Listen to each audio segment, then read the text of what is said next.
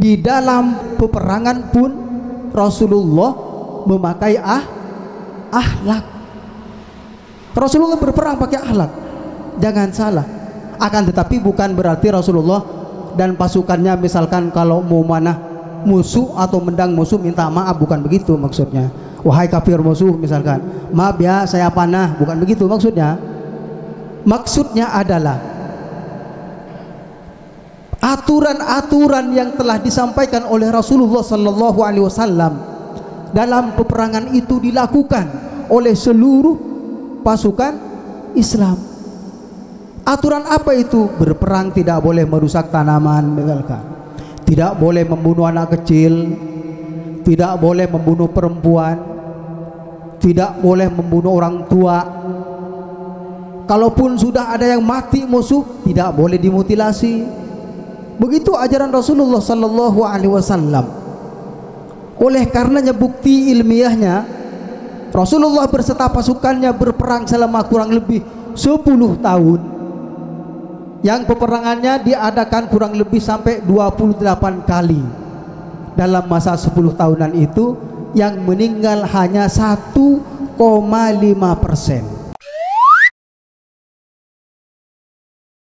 Bismillahirrahmanirrahim. Assalamualaikum warahmatullahi ta'ala wabarakatuh.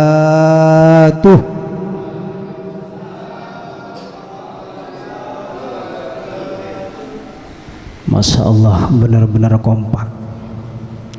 Imam majlis di sini ini kompak. Boleh pantun nggak? Baru-baru ini soalnya grup WhatsApp kita ini sering perang pantun. Saya lihat, saya baca, teliti lalu saya simpulkan pantun-pantun itu, dan kesimpulannya rencana akan saya sampaikan sekarang. Memotong jerami pakai kampak. Jerami ditumpuk buat tatakan duren. Jamaah majlis di sini ini memang kompak. Selain kompak juga orangnya keren. Alhamdulillah.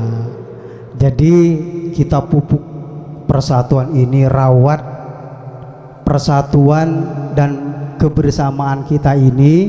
Mudah-mudahan kebersamaan kita ini berlanjut nanti sampai surganya Allah Subhanahu wa ta'ala. Amin amin ya rabbal alamin. Biarkan kita lain profesi, biarkan kita beda perangai, biarkan kita beda pola pikir misalkan, tetapi kalau kita bersatu maka masalah apapun akan menjadi ringan. Berat sama dipikul, ringan sama dijinjing. Nih contohnya jari-jari yang 5. Jari-jari yang 5 ini bermacam-macam. Ada jempol, ada jari telunjuk, ada jari tengah, ada jari manis, ada jari kelingking, ada yang buntet, tembem, ada yang kurus, ada yang panjang, ada yang sangat panjang. Tetapi kalau bersatu, megang mic aja nih kuat, ting juga hancur. Coba kalau rokok enteng, merokok nggak masuk kategori. Kalau rokok enteng soalnya.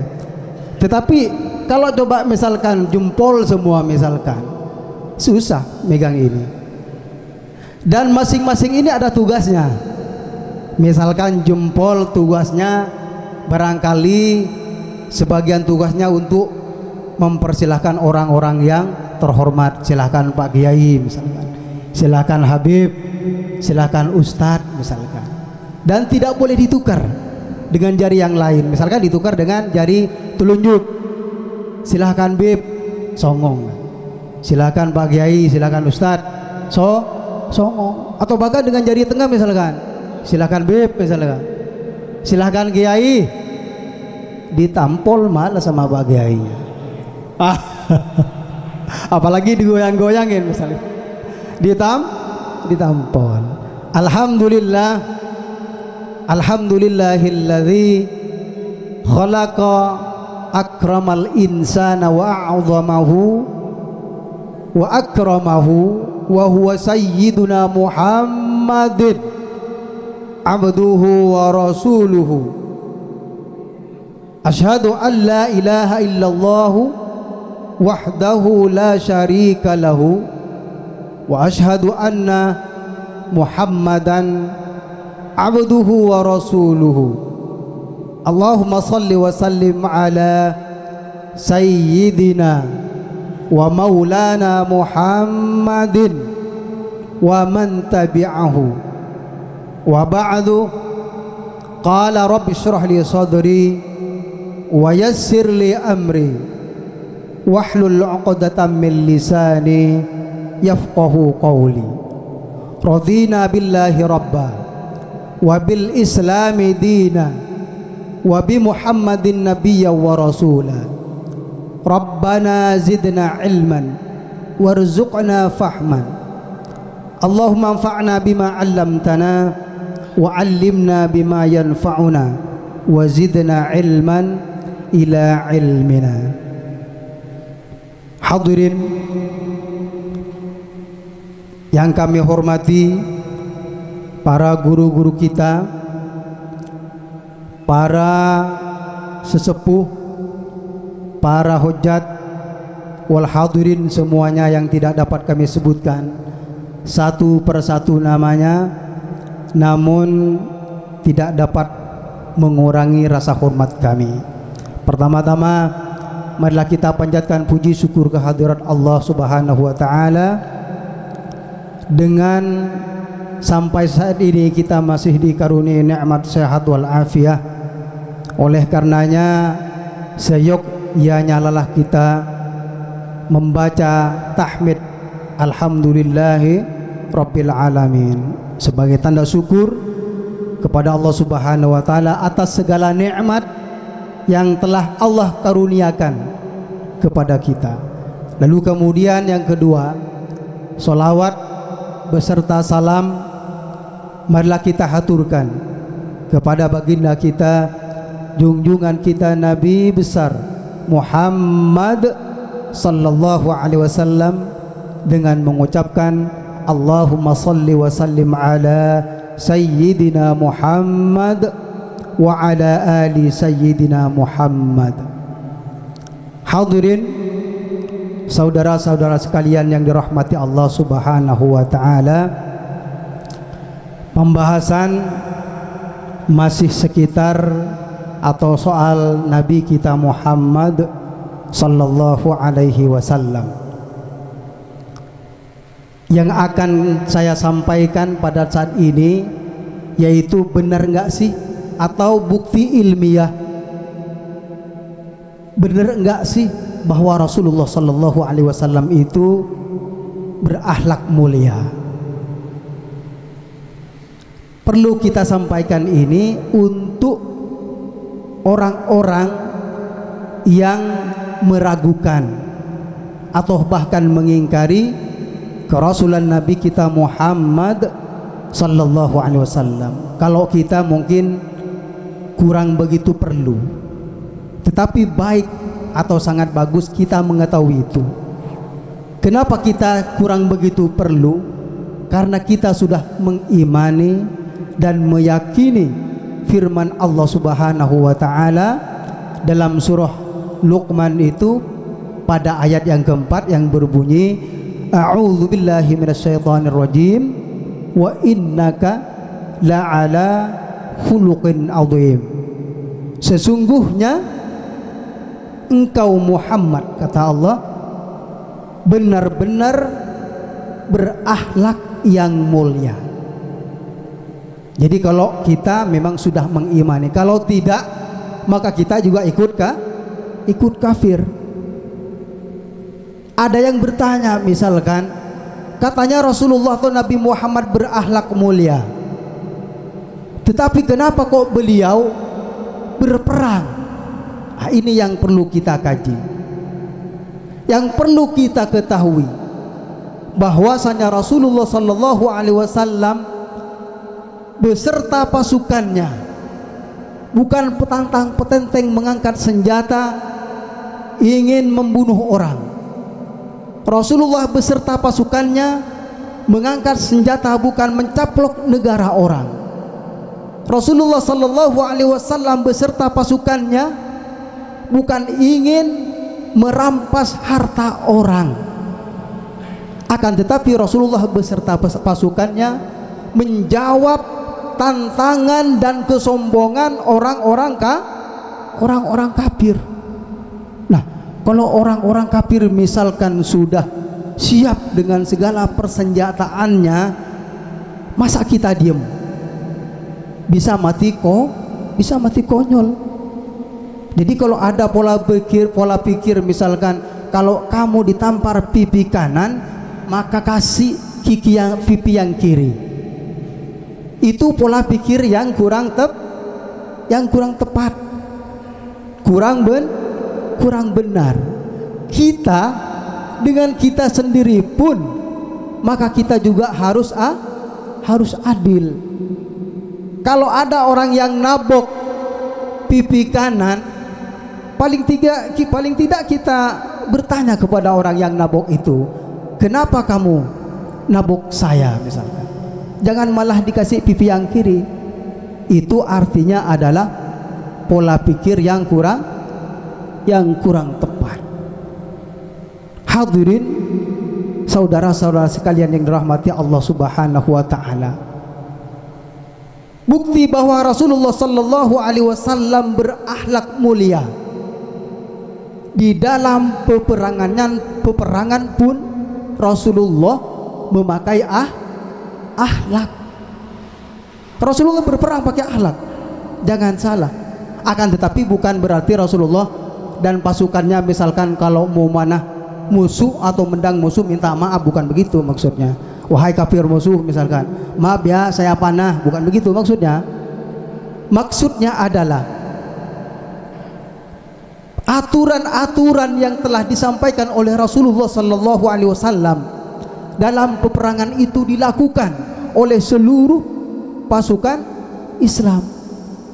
Aturan apa itu? Berperang tidak boleh merusak tanaman misalkan, tidak boleh membunuh anak kecil, tidak boleh membunuh perempuan, tidak boleh membunuh orang tua. Kalaupun sudah ada yang mati musuh, tidak boleh dimutilasi. Begitu ajaran Rasulullah sallallahu alaihi wasallam. Oleh karenanya bukti ilmiahnya, Rasulullah berserta pasukannya berperang selama kurang lebih 10 tahun. Yang peperangannya diadakan kurang lebih sampai 28 kali. Dalam masa 10 tahunan itu yang meninggal hanya 1,5%. Sedikit sekali, 1,5%. Dari pihak pasukan musuh 1000 lebih, dari pihak pasukan Rasulullah sallallahu alaihi wasallam hanya 200 orang yang meninggal. Sekarang bandingkan, kalau kita baca sejarah, bandingkan dengan Perang Dunia Kedua. Dalam pasukan yang tergabung keseluruhan waktu itu, waktu Perang Dunia Kedua, sekitar 15.400.000 tentara. Namun yang meninggal 54.800.000 orang. Jadi yang meninggal tidak hanya tentaranya, tetapi orang sipil pun banyak yang meninggal, banyak yang mati. Di total sekitar 351%. Bandingkan dengan Rasulullah dengan pasukannya ketika itu hanya 1,5%. Ini bukti bahwa Rasulullah sallallahu alaihi wasallam dalam peperangan pun berakhlak, dan Rasulullah sallallahu alaihi wasallam berakhlak mulia. Ini kalau berbicara dalam perang.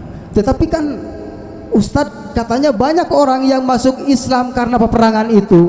Perlu diketahui bahwasannya orang-orang yang masuk Islam ketika itu bukan karena dipaksa, karena mau dibunuh. Kamu kalau nggak masuk Islam saya bunuh.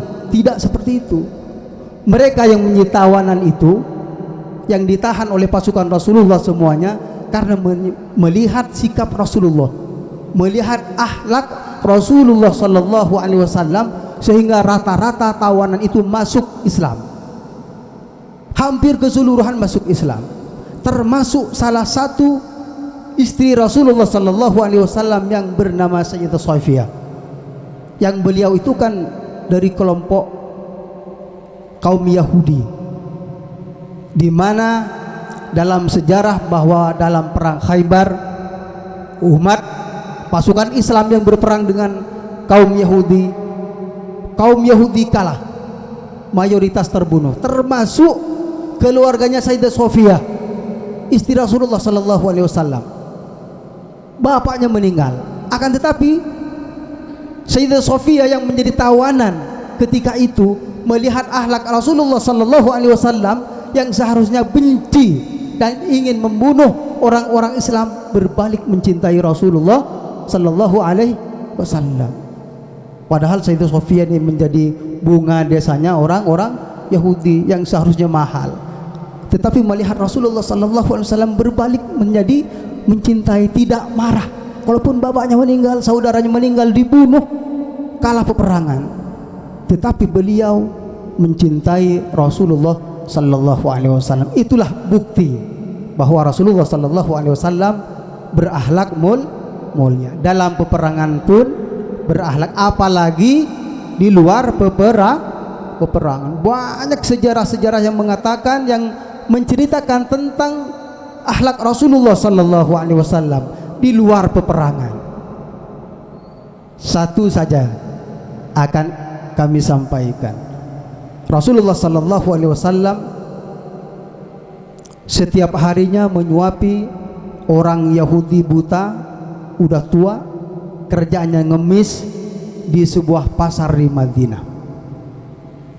Karena dia tidak ada orang yang peduli, Rasulullah sallallahu alaihi wasallam tiap hari nyuapi beliau, nyuapi dia, orang Yahudi tersebut. Namun apa yang dikatakan oleh orang Yahudi, oleh orang Yahudi itu, padahal Nabi Muhammad sallallahu alaihi wasallam di depannya yang nyuapi dia. Yang dikatakan oleh orang Yahudi itu, "Hei nak, kamu awas, hati-hati, jangan sampai terpengaruh dengan Muhammad." Padahal Nabi Muhammad di depannya, Muhammad pembohong, Muhammad penyihir, dia pendusta dan seterusnya, tapi disuapin oleh Nabi Muhammad sallallahu alaihi wasallam. Pendek cerita, ketika Rasulullah sallallahu alaihi wasallam meninggal, maka Sayyidina Abu Bakar bertanya kepada anaknya Sayyidah Aisyah, istri Rasulullah sallallahu alaihi wasallam. Apa kata Sayyidina Abu Bakar? "Wahai Aisyah anakku, adakah sesuatu yang dikerjakan oleh Rasulullah sallallahu alaihi wasallam yang tidak pernah dilakukan oleh bapak?" Maka apa jawaban Sayyidah Aisyah? "Tidak wahai bapakku, semuanya sudah engkau lakukan, hanya satu yang belum engkau lakukan." Apa itu? Yaitu nyuapin orang Yahudi buta, pengemis di sebuah pasar di Madinah. Lalu kemudian Sayyidina Abu Bakar beranjak ke pasar itu, melihat orang Yahudi pengemis itu yang sudah tua buta lagi sendirian, dibawain roti lalu disuapin oleh Sayyidina Abu Bakar.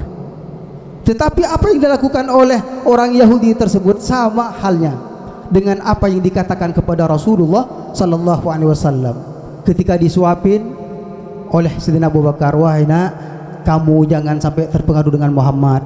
Muhammad penyihir, Muhammad pembohong dan seterusnya." Terus disuapin dikit-dikit sama Sayyidina Abu Bakar.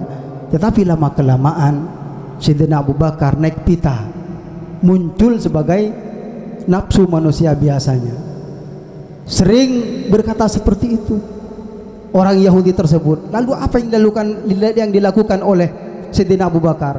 Maka roti yang gede itu kan, kalau roti Arab besar kan, langsung dijejilin semua ke mulutnya oleh Sayyidina Abu Bakar.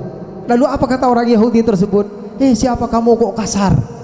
Biasanya nyuapin saya bukan begini, kata orang Yahudi tersebut.